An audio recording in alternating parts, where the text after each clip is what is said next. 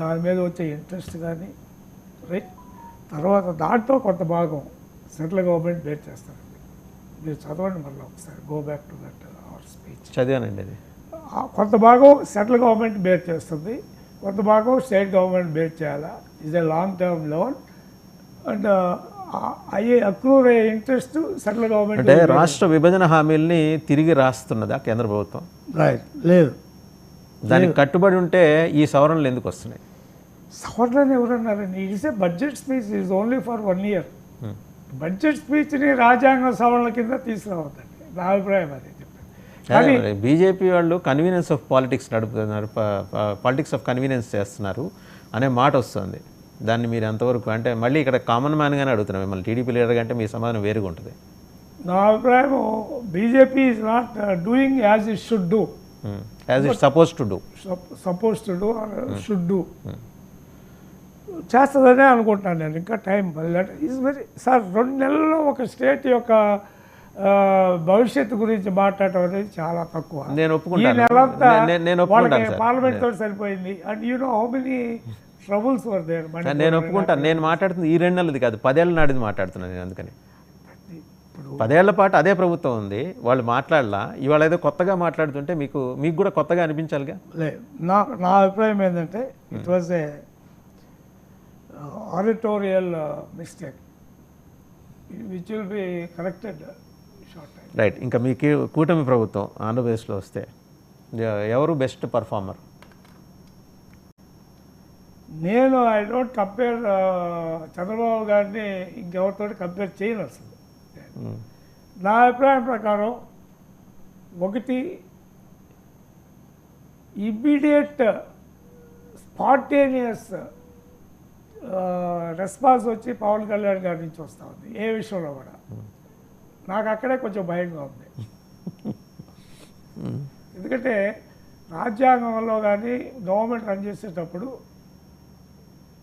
Certain like common man, ఇప్పుడు మీరు నేను మాట్లాడుకుని ఏమైనా మాట్లాడుకున్నాం, వేరే is a deputy CM and is voice carries certain weight. కాబట్టి ఆయన కూడా చూడాలి ఒకటి. రెండోది ఇండివిజువల్ పెర్ఫార్మెన్స్ వచ్చేటప్పటికి నేను ఒకటి మాత్రం చెప్తాను, లాస్ట్ టైం కూడా ఒకసారి మీకు చెప్పాను. Lokesh Babu is talking to the people. మాట్లాడే దాన్ని బట్టి కూడా ఏంటంటే అదేదో మాట్లాడటం వొకాబులరీ మిగతా వాళ్ళు చేసినట్టు అట్ట కాకుండా ఒక పాజిటివ్ వైబ్తో క్రియేట్ చేస్తున్నాడు ఆయన. ఏదైనా ఇష్యూ వచ్చినప్పుడు ఆయన మాట్లాడి దాని మీద how it should be done అనేది కూడా ఇమీడియట్గా అవుతూ ఉంది. కాబట్టి ఐ ఫీల్ చాలా ముందుకు వచ్చేస్తున్నాడు ఆయన. మిగతా వాళ్ళు అంటారా, all ministers it will take some time, most of them are new people.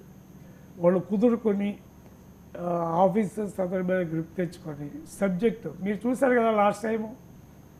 ఆయన పేరు ఏదంటే ఇరిగేషన్ మంత్రులు 2 ఉన్నారు, అనిల్ కుమార్ గారు,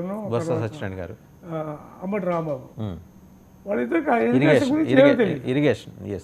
ఇరిగేషన్ గురించి ఏమీ తెలియదు వాళ్ళకి ఎంతసేపటికి వాళ్ళని తిట్టం వీళ్ళని తిట్టమే కానీ మిగతా విషయాలన్నీ మాట్లాడు. లైక్ వైజ్ ఇప్పుడు వీళ్ళు కూడా మాట్లాడకుండా they have to grasp that subject చేసుకొని నేను I say will give them 6 months time. 6 months లోపల కనుక వాళ్ళు కుదురుకొని సరైన పద్ధతిలో ముందు ఏ విధంగా అయితే ఎలక్షన్లో చెప్పారో, ఎలక్షన్ ముందు చెప్పారో, ఎలక్షన్ తర్వాత చెప్పారు, వాటి కనుక సరైన పద్ధతిలో ఈ ప్రభుత్వాన్ని కనుక రన్ చేయగలిగితే I'll be happy.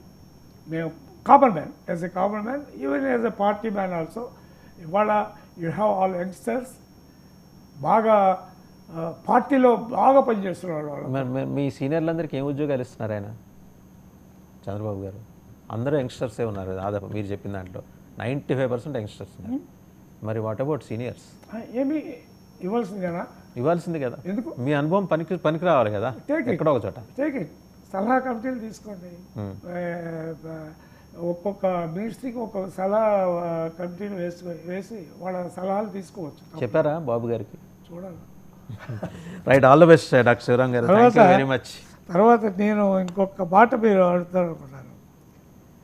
What I say is catch my word, 2027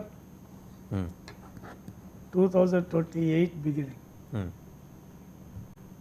There will be change at the helm of the government. Leadership change. Change, yes. Okay, ఒక సంచలన విషయం చెప్పారు. Thank you.